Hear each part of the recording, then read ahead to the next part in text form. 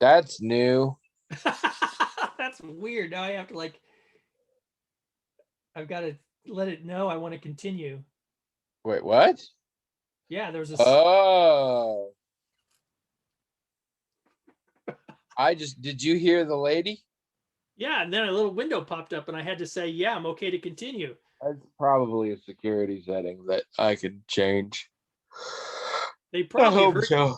they probably heard you last time threatening to record me without my knowledge. No, I specifically said I would not do that. Um, But they know even you're a liar, if, so that's why. speaking of, we're on for pancakes next week, right? Yeah, All right, really? good. Just checking. Because, yeah, I might have some debts I got to take care of. So, I like Tig Notaro, actor, comedian, writer, general creative, Tig Notaro. She's She in wonderful. that new Snyder movie? She is. She is, in fact. Yeah. Um, and I've liked her for a long time. I've liked her back when she just went as Tig and had a half-hour Comedy Central special a long time ago.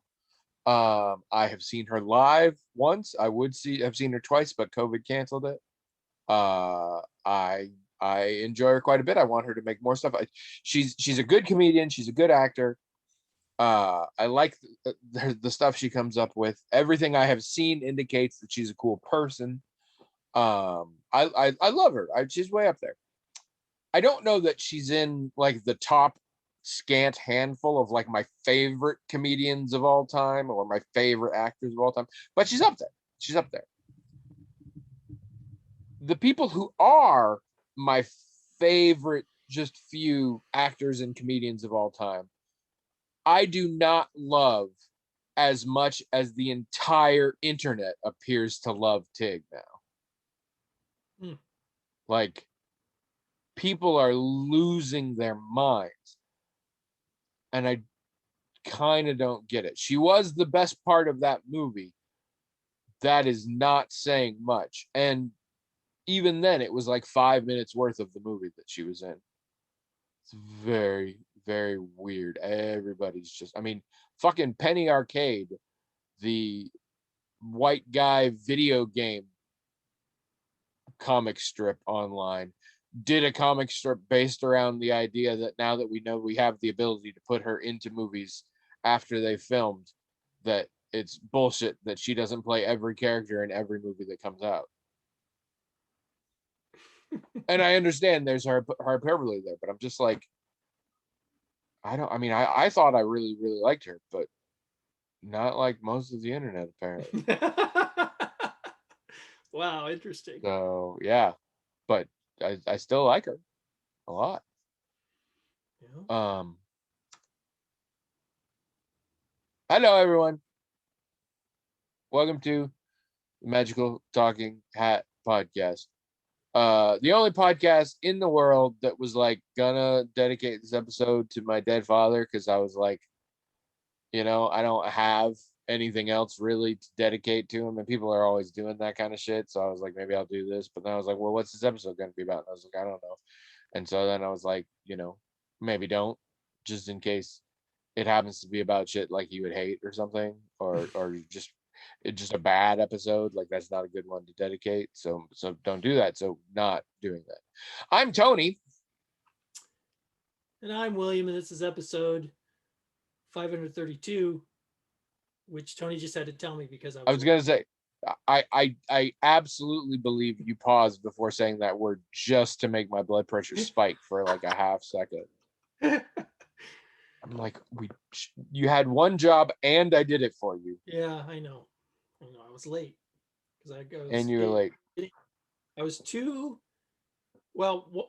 As I explained to Tony, my routine was interrupted by contact from a relative who I hadn't heard from in a while. But also, I was working on school stuff, and right now, the class is about human development, which I've been interested in pretty much my whole life. So I get pretty interested in what they're saying, and I especially get engrossed when I think what they're saying is uh,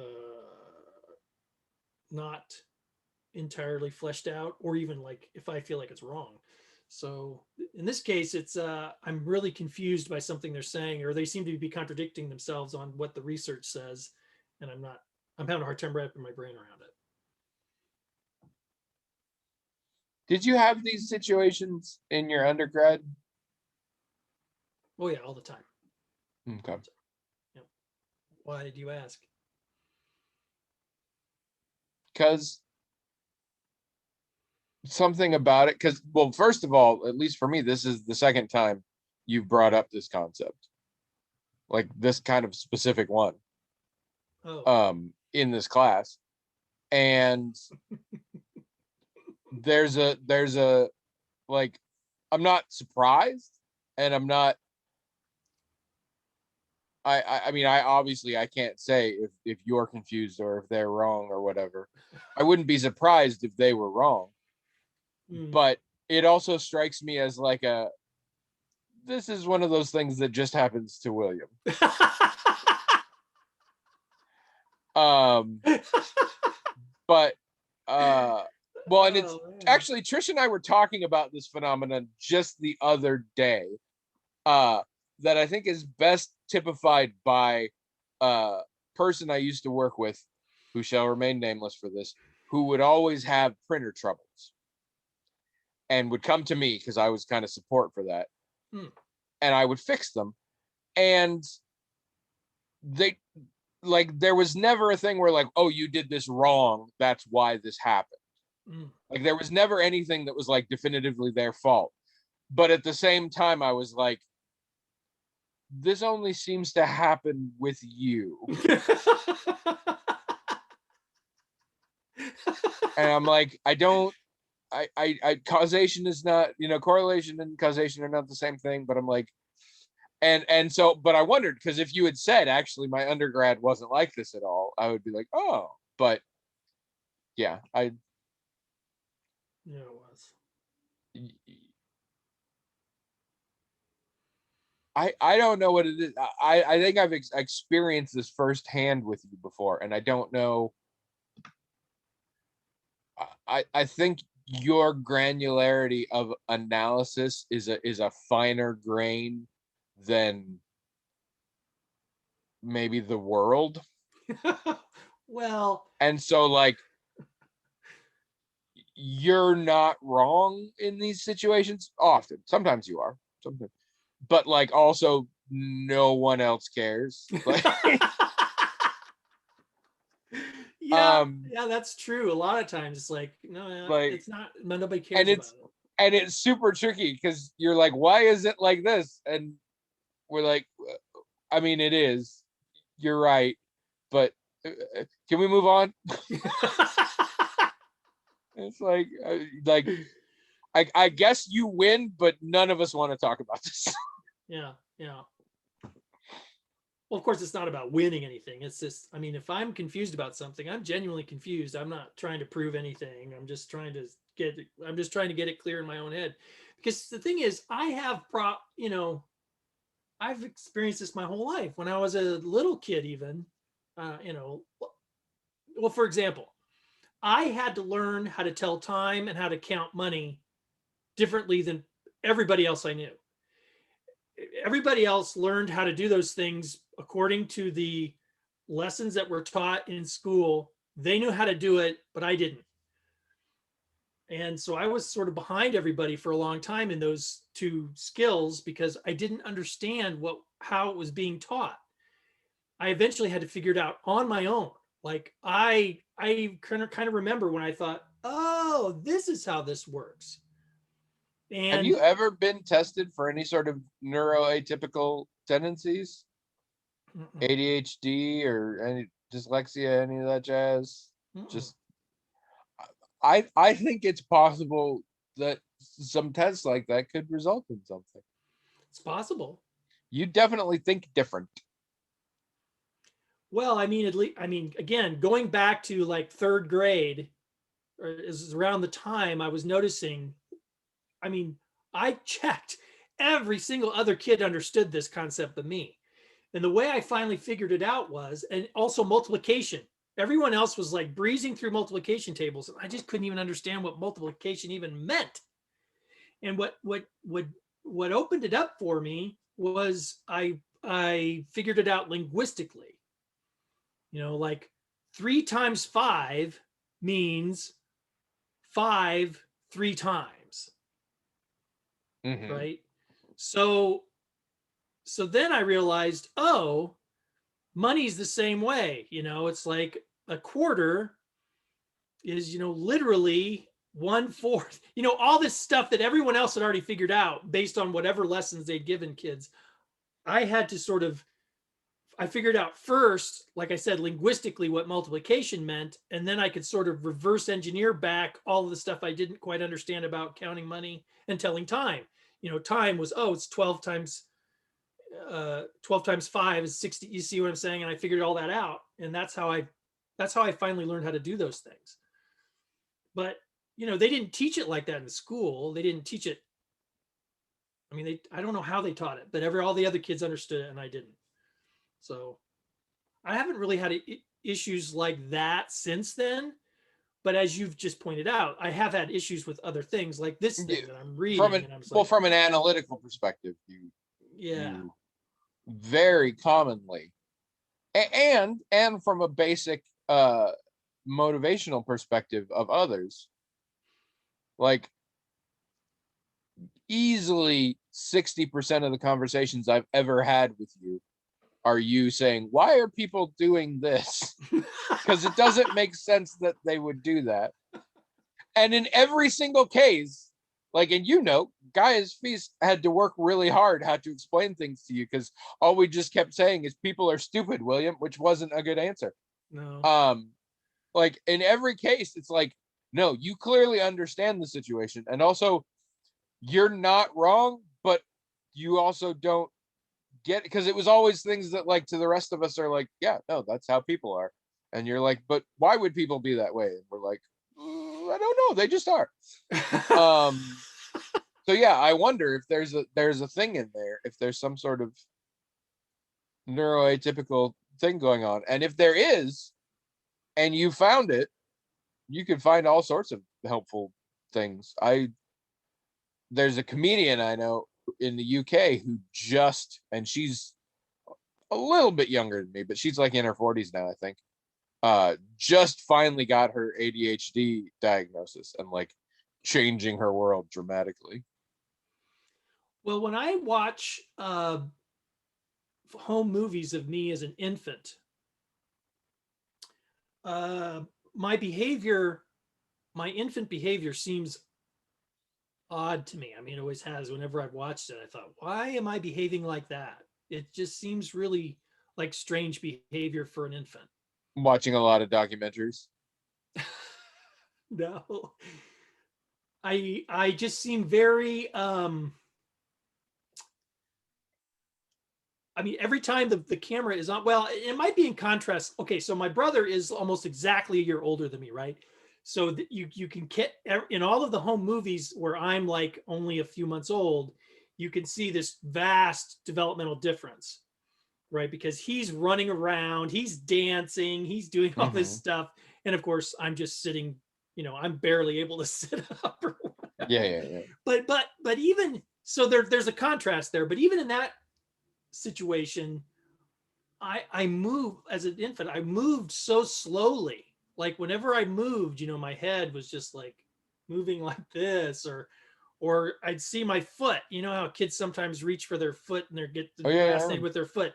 I'd reach for it, but it'd be like reaching for it really slow.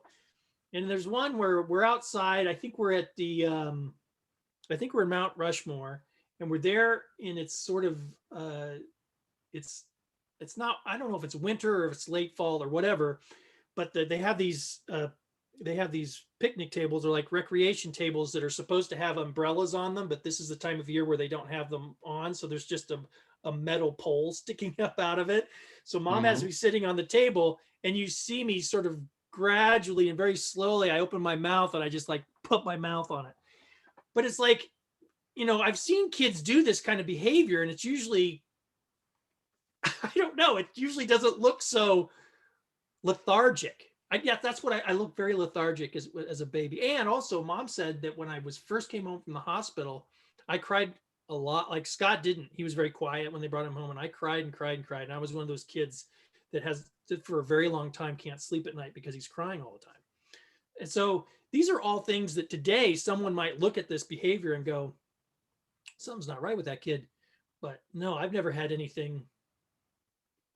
tests of any kind or whatever. I've just You might want to look into it, because otherwise I'm just going to start armchair diagnosing all over the place, and it's going to be so much worse for everyone Well, involved. I don't even know what it would be. I mean, I don't have dyslexia, I'm pretty sure. Yeah.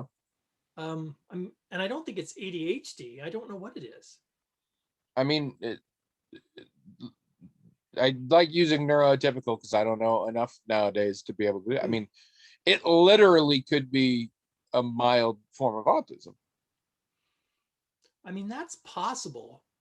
I mean, There's a because when having listened to autistic people talk about autism, the big factor across the board seems to be, I look at the world and see it differently than everybody else, and sort of need a different tool set on how to interact with it. And you seem to interact okay, but you always seem like you do it by rote. You're like, you seem confused about why things work the way they do. And I mean, that fits in that same line. And I mean, you're 50 and you've clearly survived fine. And like, I don't think you're like, he can't take care of himself or whatever. But if it turned out there was something, and therefore then there were resources at your disposal, you might suddenly find life easier and making more sense and stuff right, like that. right, yep. And I could really use that for sure, especially starting school And again. as your podcast partner, I could really use that as well. Well, but starting school again, there might be little psychological tricks I can use that would make Well, that easier. and to say nothing of if you're going into being a therapist. Oh yeah. Right. And again, I have no qualifications, and in general, I prefer to make fun of you. So I don't know that any of this is true, but I'm like, if you got health insurance, check it out. Well, it's kind of interesting when you read these developmental theories. And again, I've been interested in this kind of thing my whole life, so there's nothing really here that's new to me or You mean surprising. after you got out of pole licking? Like that was your Right. focus for a No, I while, mean, and like, then you switched to when human I development. remember times as a kid, like noting how adults would interact with kids and thinking to myself, yeah, when I'm a parent, I'm not going to do that because I can see that this parent doesn't understand what this kid is going through. I mean, I remember moments like that in my childhood. And then, I took a child development class in high school and I took it very seriously. And I wrote a paper about toys and how important toys are to developing children and stuff. I mean, all this stuff has always been important to me. And of course, when I Did raised they three, adapt it into that Robin Williams movie of the same no, name? no. And then when I had three kids, to raise myself, I was very attentive to that process. And so this is all very interesting to me, but going over it now, the age I am and having the experiences that I've had, and also, getting some feedback from other people more recently. Well, like you're talking to me right now about, it's like, have you ever considered that, there might be an issue here? I am kind of applying some of this knowledge, some of it that I knew before, and some of it's new to to myself, and not just how I parented, but how I experienced things as I was growing up. And I start to think, you know, because there's some things about child development obviously that are very new and recent that I couldn't have known about until the last 5 or 6 years. And it's like, oh yeah, that's interesting. I wonder how that fits in with my experience. Uh, so a couple weeks ago when we saw the friends in person that had the baby during quarantine, we were talking about that at dinner, and I'm like, yeah, so you're putting her to bed. Which one is it now? Which direction do you put her? Because if you put her the other one, she dies. Because I know for a while it was on her back and then it was on her stomach, and I can't remember where it is now. And they told me apparently it's on the back. You want the kid on the back. I realized afterwards, because like that's a real thing. genuinely speaking, modern mainstream baby science decided that putting them one way was a danger of killing them and the other way was correct, and at some point decided that the opposite was true at least once, if not more than once. So it's a fair commentary on my part. On the other hand, as they responded sort of grimly about it, I realized, yeah, maybe don't remind the first time parents of the 8-month-old that whatever the hell they're doing now just got made up a few years ago. And before then, they thought it would kill the kid. So I'm a horrible person, is my point there. Which may be how this turns out as well. So we'll see. For those of you just joining us, get a real therapist. Don't rely on us for this. Our whole deal is that we have a hat, and it's magical in that it has its own email address, themagicaltalkinghat@gmail.com. And people who've never heard of the McElroy brothers, write into us with questions, comments, topics, things like that, little notes, that to that email address, themagicaltalkinghat@gmail.com, with that stuff. And the hat on its own magically transmogrifies those emails into little note cards with the information written on them that manifests physically within the hat itself. It's possibly neuroatypical, but we haven't been tested yet, so we don't know. Servants draw the note cards out of the hat at random, read them on the air, talk about them till we're bored, do that for about an hour, and that's the whole show except the parts that aren't, which is absolutely the lion's share of it.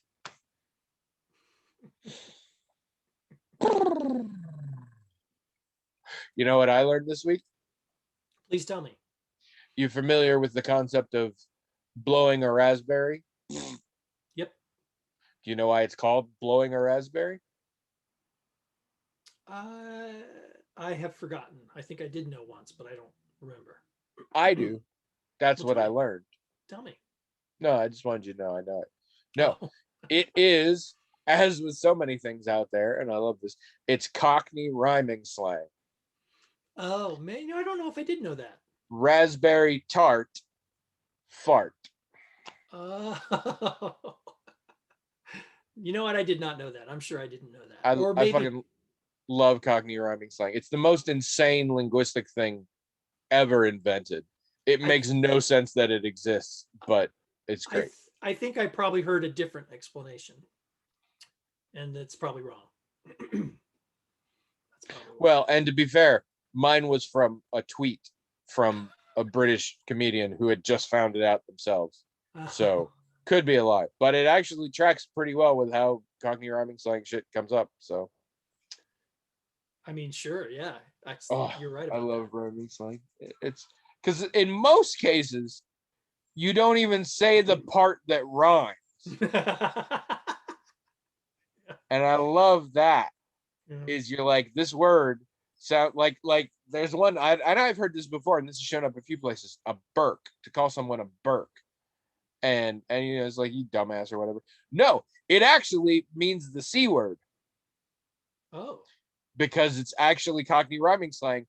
Berkeley Hunt. Wow. There you go. But I'm like, so it's nowhere near it, and I love that. I love, and again, like, who's the guy somewhere in London, you know, 300 years ago, who's like, you know what we're gonna do? We're going to just fucking come up with rhymes, and then the words nearby those rhymes, that's what we're going to use instead. And sometimes it's the thing around. Stu, one time, I told him, I sent him a message at work that there were cupcakes over in this one area, and he said he was going to go half-inch one, which is half-inch pinch. So sometimes with the rhyme, but often it's not, and I just love it. I adore that stuff.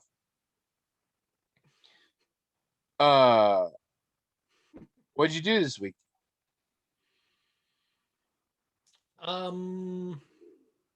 Well, aside from school, which I could continuously talk about, we are watching the Conjuring Universe films to get ready for The Conjuring 3. Oh, Devil totally got in my DMs and was like, "You should do this." One. I'm like, Devil totally got in my DMs. That's a good one. I like that. yeah. I'm actually incredibly bothered about this one. Oh, why? Because as near as I can tell, this has the what's their chops in a legal case. I've lost their name. What's the name? The two investigators in the whole thing. The Warrens? The Warrens, yes. The trailer makes it look like there's an actual like court case involving them and what they're claiming and all this.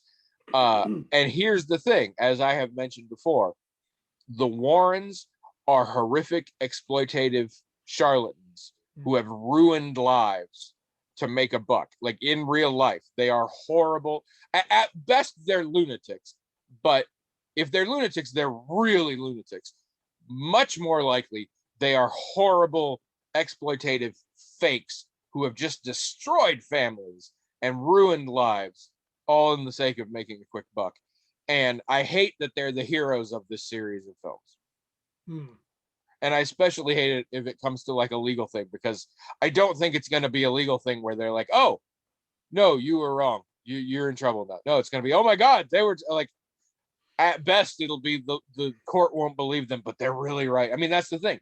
In the Conjuring movies, the Warrens are right. And in reality, the Warrens are not right. They're lying, terrible people. I think they're both dead now. One of Ed's been dead for a while. I thought the wife is dead too. Yes, Lorraine died in 2019. That's all right.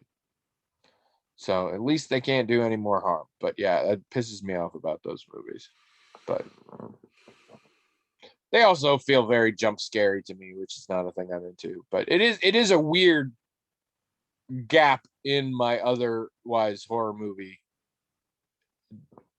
No, like to the degree that I've considered watching some of them, because I'm like, they are a big thing in the horror movie zeitgeist, and it's weird that I just haven't seen any of them. But well, I mean, they're kind of. I mean, if I watch horror movies at all, which, as you know, I'm not much of a horror movie watcher, but I have, since my wife is, I've tried to, since Abby is, I've tried to sort of expose myself to other, certain types of films in case maybe I'll like them after all. That pretty much never works out. I pretty much dislike them as much as I thought I would. There is a certain kind of horror movie that, or story in general, that I can really like. And it's kind of probably the best example is a recent one, and that's the Hill House TV series. Yeah. I mean, there are more historical examples, of course, maybe things that like Hitchcock has done or whatever, but I mean, I can't think of any example in any time period that fits most what I'm going to like and appreciate it, outside of the Hill House example. And the Conjuring stuff is really in that kind of vein. I've watched the Insidious ones are also kind of in that vein, but I don't like them as well, even though James Wan is involved in producing them, I guess. But the Conjuring ones, I pretty much like all of them. Except the Nun is like, it almost doesn't even seem like it belongs with the rest of them. But all of the rest of them I like, even though some of them are not very well rated, like on Rotten Tomatoes or whatever. But I like them, so we're watching them all before the third one. The Conjuring 3 comes out. Even the Nun? Yeah, we did watch the Nun, because this was only the second time I'd seen it. I thought, well, maybe if I see it again, sort of in context, it'll be different, but it wasn't. It was pretty much, it didn't really, it's not that sometimes good. It's an expectations thing and it doesn't. Now, that said, if we ever do this again, like, oh, it's Halloween, let's watch all the Conjuring movies, we'll probably still watch the Nun just as part of the whole thing, but it's easily the weakest, link or there. It's the time to take a breath and just make fun. Well, and I kind of like, the Vera Farmiga's sister, the younger one, I never pronounce her name. I like her, although this isn't a very good role for her. And it was a super weird acting or casting choice. Yeah. let's cast the younger sister of one of our major people in a role that has no tie to that character at all. But by the way, Right. the sister looks almost exactly the same. Well, people used to say that, and I thought, well, no, she doesn't. But now it's like, oh, yes, she does. I mean, she looks like a young Vera Farmiga. She does. So it's like, why did you waste? I mean, you could have, if you wanted, you could have some prequel or something with young Lorraine in it, Right? Something, but and no. but you did this instead. It doesn't make any sense. Vera Farmiga is a great heartbreaker for me. I think she's an incredible actor. And I would say the upper majority of things she's been in have been things that I either didn't like or have no interest in seeing. And it just happens. And the few times it hasn't, or the times that like I've watched something that I didn't like, but I'm like, but I really liked her in it. Like she's amazing, but she has a knack for picking stuff that I just don't want to go near or that I don't enjoy. Yeah, yeah. Well, I mean, And that happens sometimes. yeah, I really like her. I like, but she's been in some things that were like that wasn't that great. Like the what was the second, wait, what was it? The Was it second Godzilla yeah. he was in. Yeah. That movie was okay. We saw it again recently, but it was not very good. She was okay in it, but it was like, Yeah. not that great. And then she was in that one where the guy is going back in the past. I think it was Jake Gyllenhaal was in it. That was a kind of an interesting film. She was in that. She was in Up in the Air, Hmm. which I actually liked that film, but I didn't feel like that was a good part for her. Yeah. Well, what have you been doing for your week? I've been watching movies too. Trish is home this week. Trish took this week off. So Oh, she's been around, which has thrown us both kind of for a loop, but it's been nice to have her around. Did I talk? I don't think it had happened yet. I didn't talk about rewatching Dune, did I? yes, I did. with Trish, right? Yes. Yeah. Who had never seen it. All right, then I don't need to talk about that again. Um, we watched Army of the Dead on Netflix. Again, out of sync with the rest of the world. Everybody's loving it. Everybody's like, Zack Snyder really pulls away from the morose, dour superhero stuff he does and just has some crazy bullshit 80s throwback fun. And I'm like, no, he does not.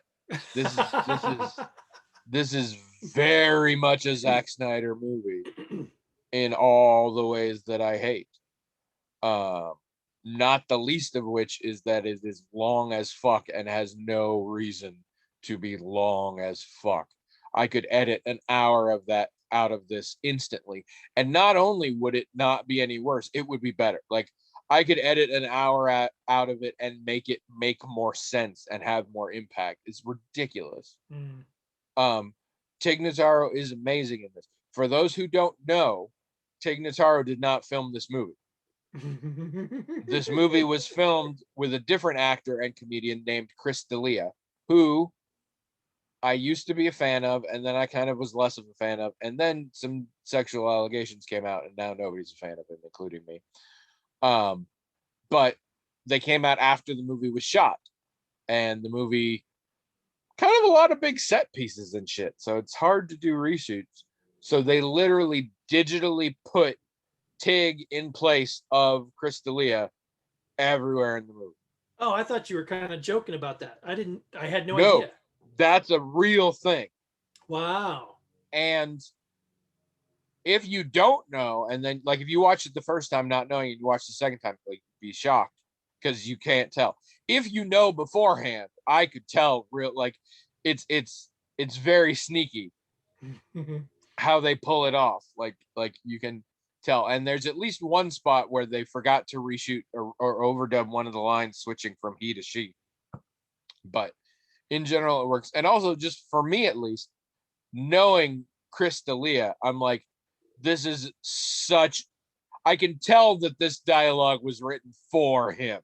Like it absolutely feels like a part he would take on. But Tig nails it. Tig does a great job. But yeah, otherwise, fucking hated the movie. Mm. And it had a hell of a cast and just not any good. And just weird shit. Although this is a zombie movie, there's a bunch of zombies in it. Couple of times, the zombies are robots. And that is neither addressed, noticed, or explained ever. And I mean, like, legit, like they shot him in the head and like they have glowing eyes and like metal skin under and stuff. Like they're robots. Apparently, this is something that will be explained in later films in the Army of the Dead universe. But like the people in the movie didn't even seem to notice. I thought Trish and I were just losing our minds until I watched the pitch meeting for it. And they were like, and some of them are robots. And I was like, yeah, see? What is this? Is the thing. It's I mean, so much throwaway shit in this, so much weird, like, I know it's not supposed to have subtext, but it's Zack fucking Snyder. It has subtext all over the place and has some really horrible messaging in it. I don't like anyone. It, you know, like it's so fucking long, and it makes no fucking sense, and the action's not worth it.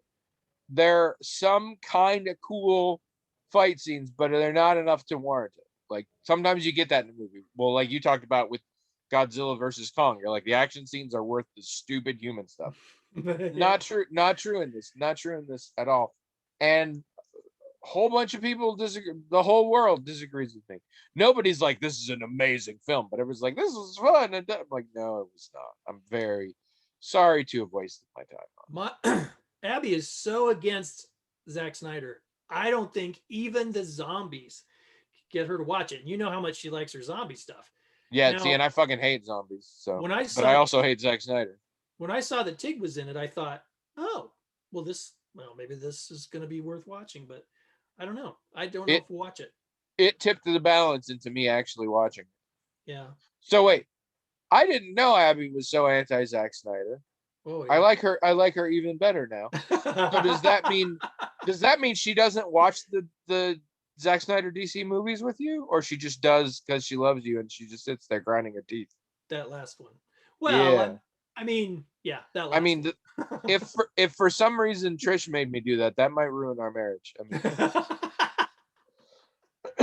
and here's the thing: Zack Snyder's made a zombie movie before, and it sucked. Also, he did the remake of Day of the Dead. Well, now to be and fair, it was also shit. Abby likes DC also. I mean, she, that is a big. So you're stuck. Yeah, and I don't. But that's a good question I hadn't thought of.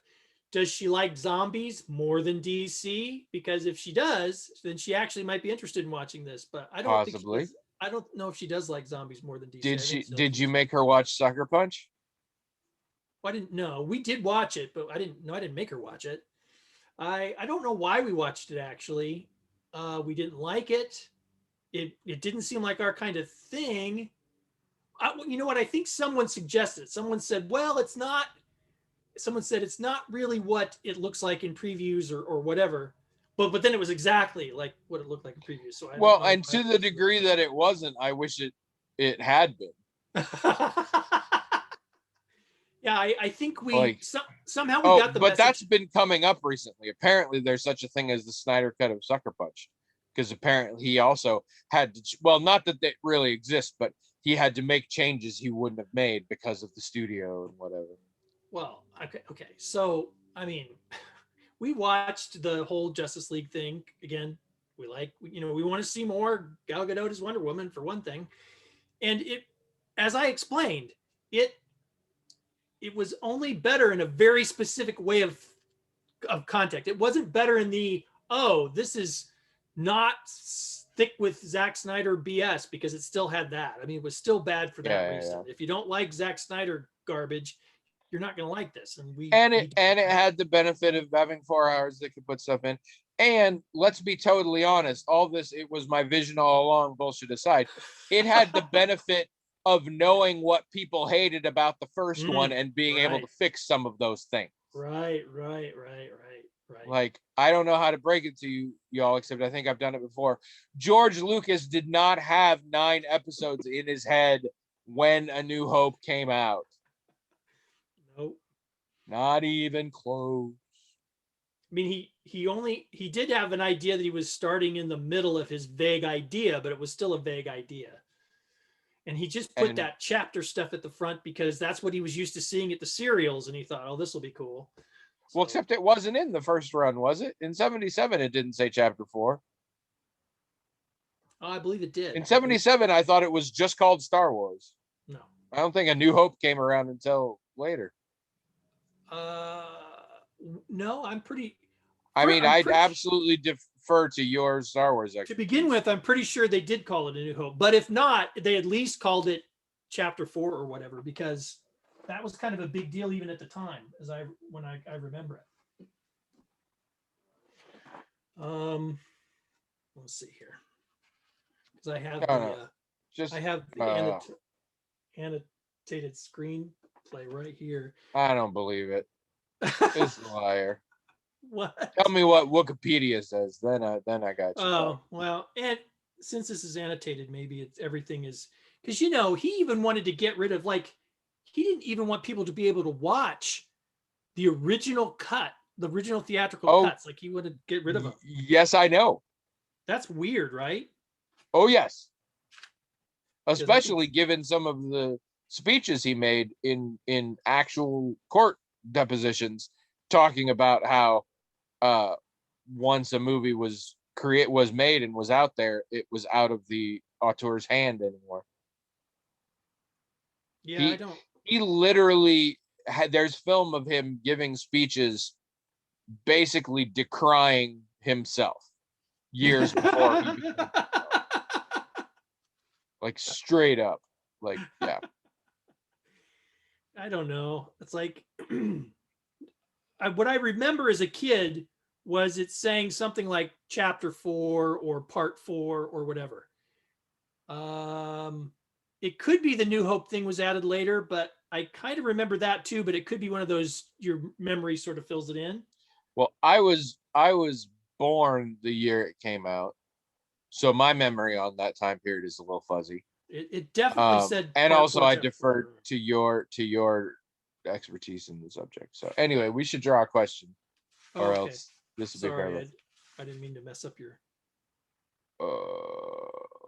Hey, I brought up Star Wars. It's my own fault. I was looking for this thing. All right, I'll put this back. You're usually very opposed to looking things up during the podcast, so I'm a little surprised. My bookshelf is right here, and it's. That's not my fault.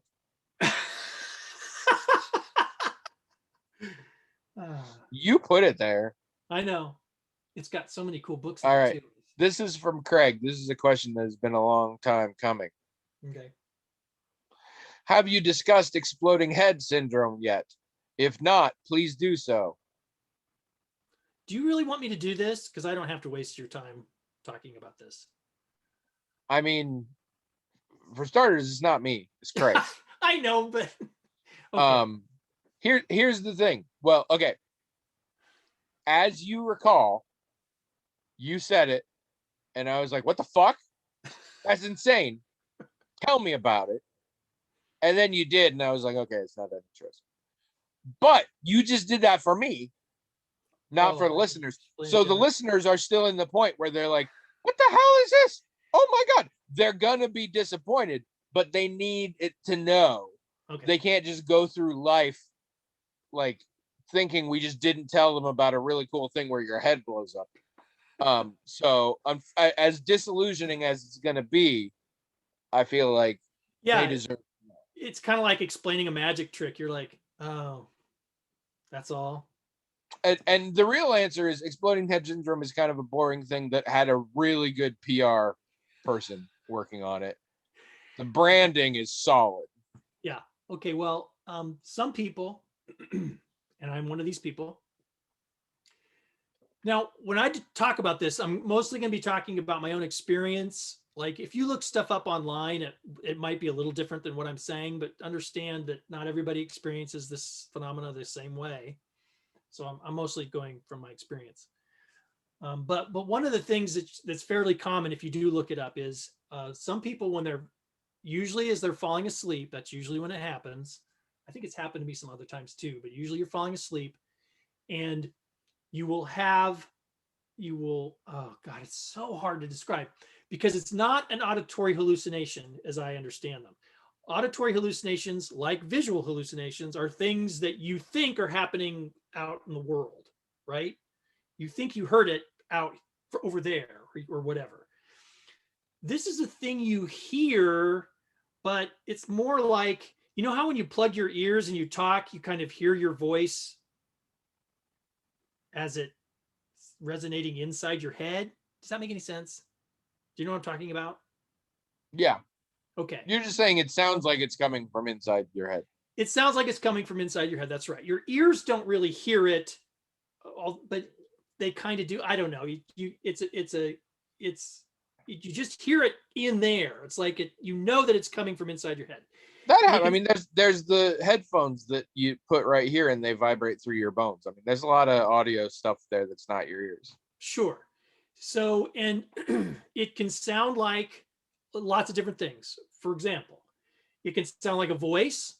So sometimes it's my dad yelling my name or my sister yelling my name. Don't know why. It can sound like a literal explosion. Most recently, though, it sounds like electricity.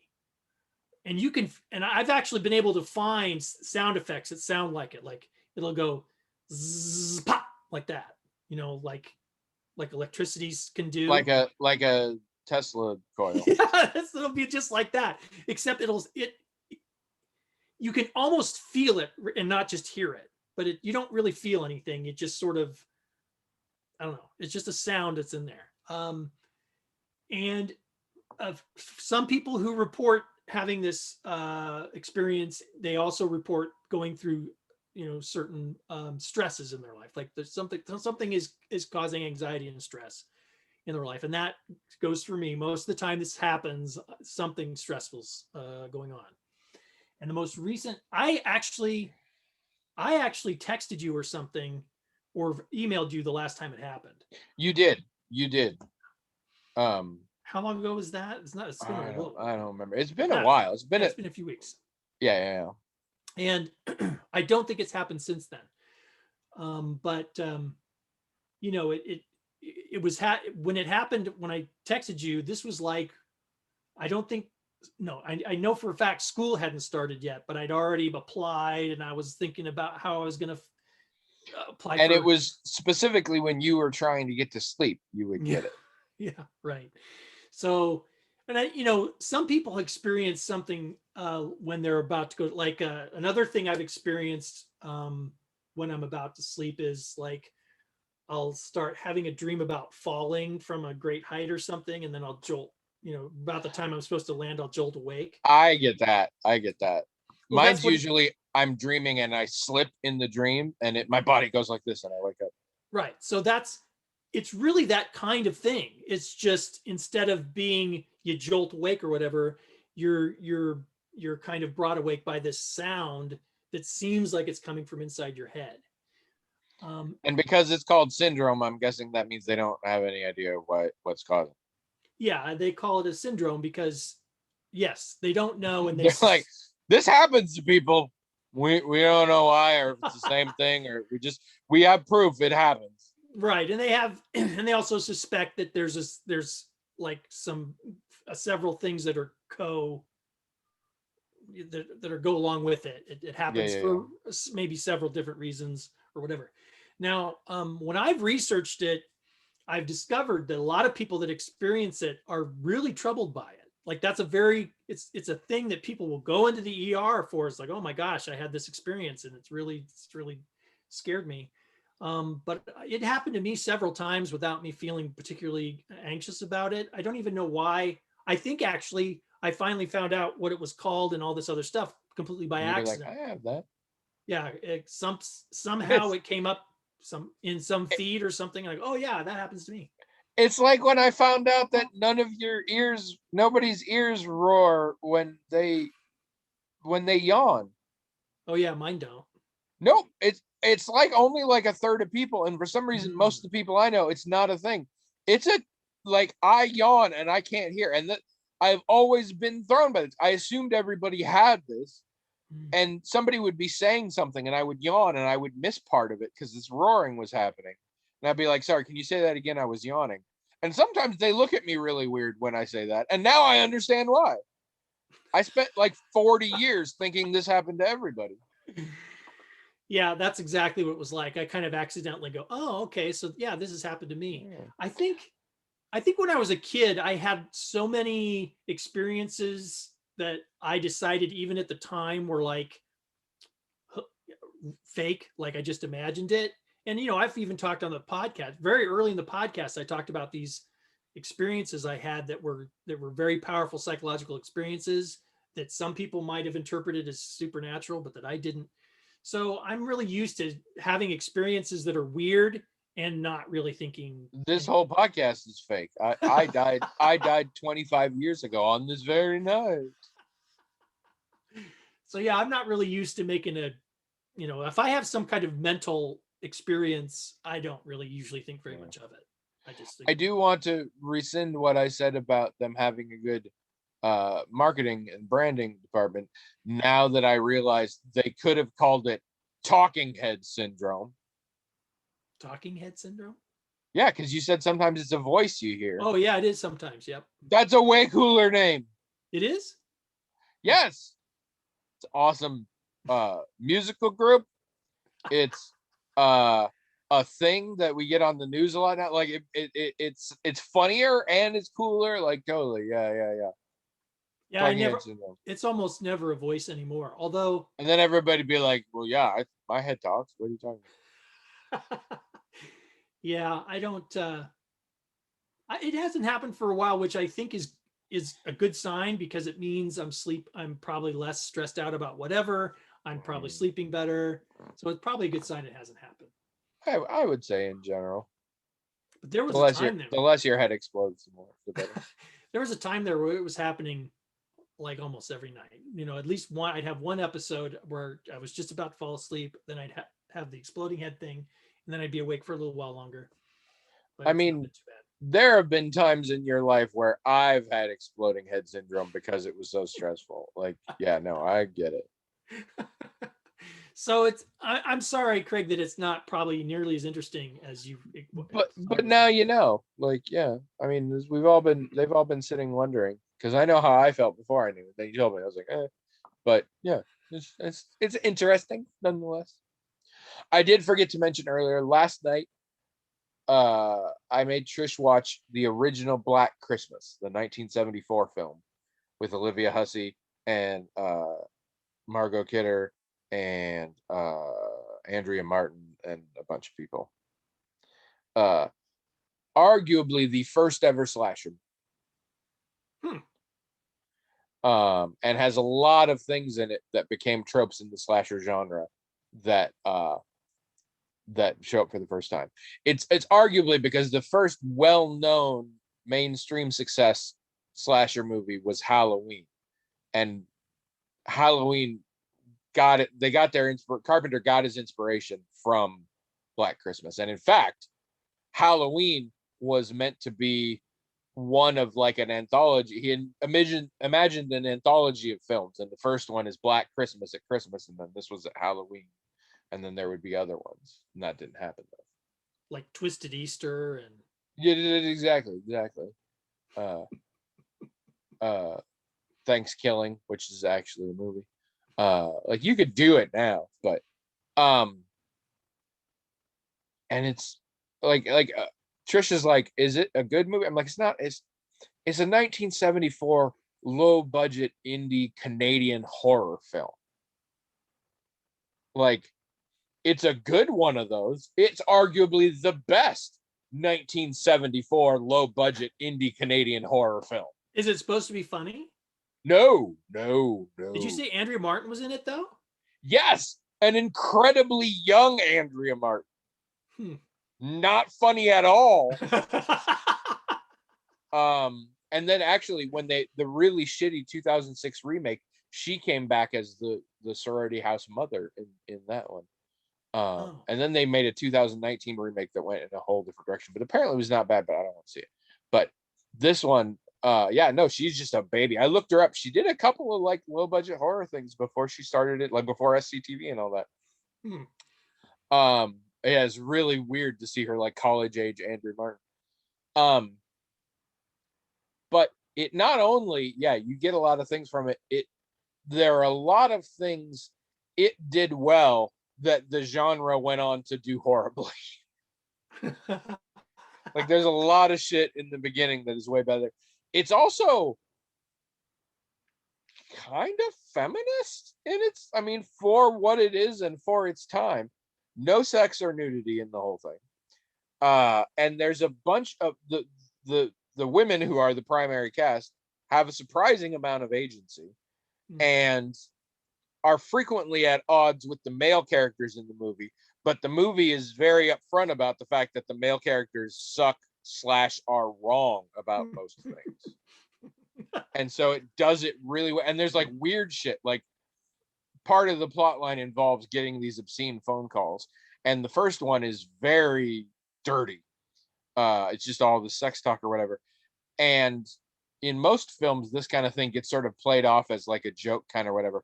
You get this very long tracking shot. All the girls in the house are listening to the line and they all are just stricken. And like it's a realistic, in my opinion, sort of betrayal of like, yeah, this is scary that this random person is calling it. And it's not threatening stuff at that point. It's just, gross stuff. But like it treats it with sort of the seriousness that it needs. There's a whole pretty cool subplot involving uh, uh, abortion that is treated, I think, well. I don't know Canada's history with abortion, but there's issues there, but I think it treats it well. John Saxon also is in this.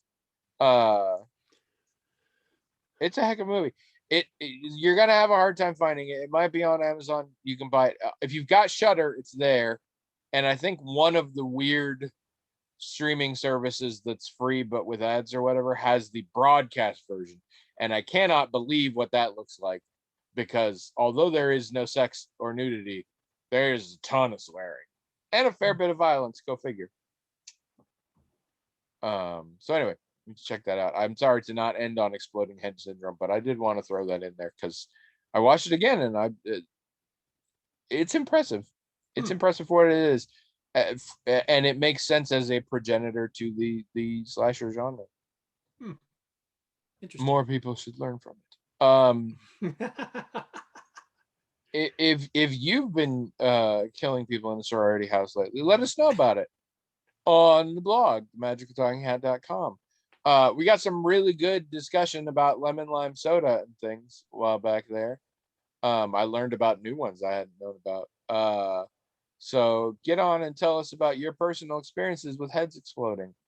Or if you saw Army of the Dead, I'll bet some of you saw Army of the Dead. Tell me why it's better than I think it is. Also, did you see the robots? There's at least twice where you can see the robots. But it's sneaky like that. Also listen again next week, like you do. And if you pay me money fast enough, we're getting together next week at IHOP. So if you pay me quick enough, I won't record it without William's consent. All right, bye-bye.